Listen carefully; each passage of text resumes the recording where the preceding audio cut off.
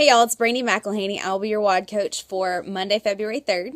I kind of wanted to do a follow-up from a previous video I did about how to get people on the phone.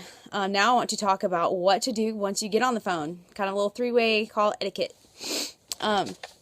So the introduction is so important to this call because it is setting the tone. If your introduction is super awkward, your leader is going to have to do some overtime work to make it not awkward anymore.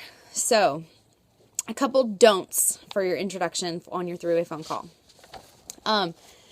Number one, so you all, if you're using a conference line, say you all call into the conference line and you're all there and no one's saying anything. It is dead silent. And then there's a couple awkward hellos. No one really knows who each other is yet. It is your responsibility to introduce your prospect and your leader. Your leader shouldn't have to reach out and say, so, who is this? Who am I talking to today? You know, what? It's confusing. It's awkward. Ain't nobody got time for that. Number two, do not throw up Advocare during the introduction. Don't get on the phone and say, hey, so-and-so, this is my leader, and she's going to tell you that the cleanse is 10 days long. She's going to tell you that Omegaplex is awesome, and then she's going to tell you about what to eat during the 14 days, and then she's going to tell you this, and then this, and this. Just chill out. We'll get there. All we need you to do is worry about the introduction right now. Number three, do not tell your prospect that you're muting yourself.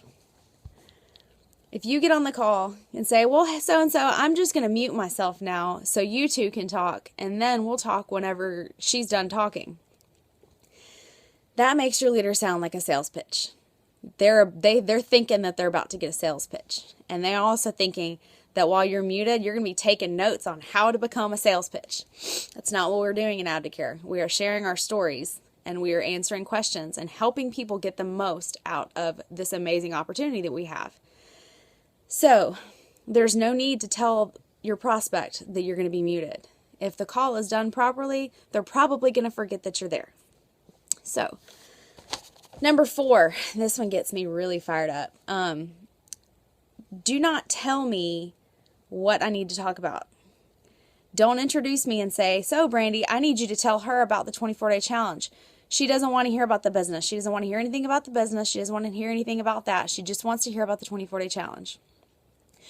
Do not pigeonhole me. Do you understand?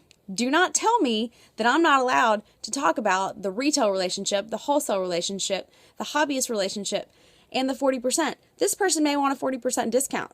They may not be interested in the business, but maybe they don't understand that they can get a 40% discount for life. Or maybe, maybe if they get some third-party credibility in their head, they'll understand that, maybe I could use this as a business. And if it's not for me, I bet I know someone who it is for.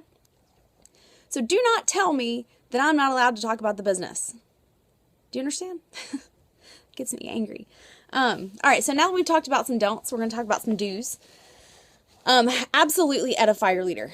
Get on the call and you are going to want to tell your prospect that they are talking to the person that has helped you build up this business the way you wanted to. That person has helped you get all these great results on product. This person is helping a lot of other people, and you are just so excited to introduce them to each other. Get your prospect excited.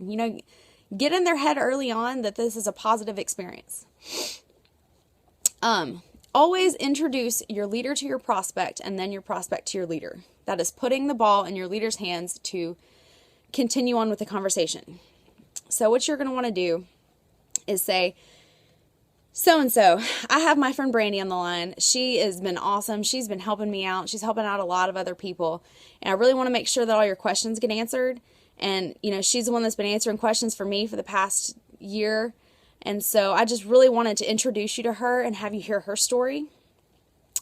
And then you say, so Brandy, this is my friend so-and-so. And you can maybe add a couple more details in there, but there's no need to keep talking there. Just hand the ball over to your leader and let your leader do the work. Now, here's the most important part of the three-way call. Hit the mute button. And I mean physically. Look at your phone. It says mute. Hit the button. I don't mean just be quiet for the next 30 minutes. I don't mean just pretend like you're muted. I mean actually physically mute your phone. I can hear your kids in the background. I can hear your TV. I can hear SpongeBob in the background. There's no need for that. It's distracting. And no, just mute yourself. Like, actually, I'm not even kidding. Just mute the phone. All right.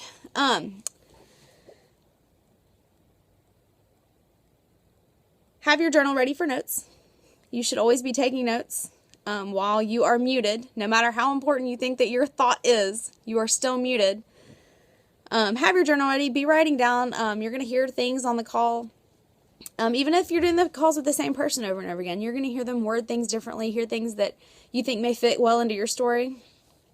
And then, the phone is muted the whole time, no matter what, no matter how important whatever is rolling around in your head is to the context of the story.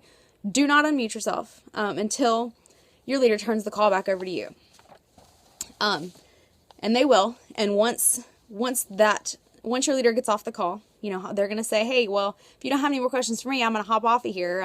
But the line will stay open. You guys can keep talking, finish up.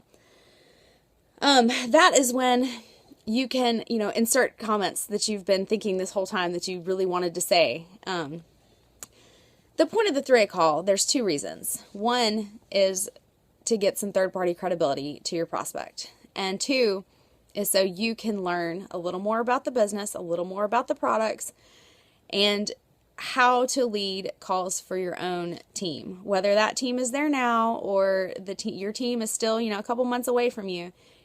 If you're building a business, you're going to have a team. And at some point, you're going to have to do calls for them.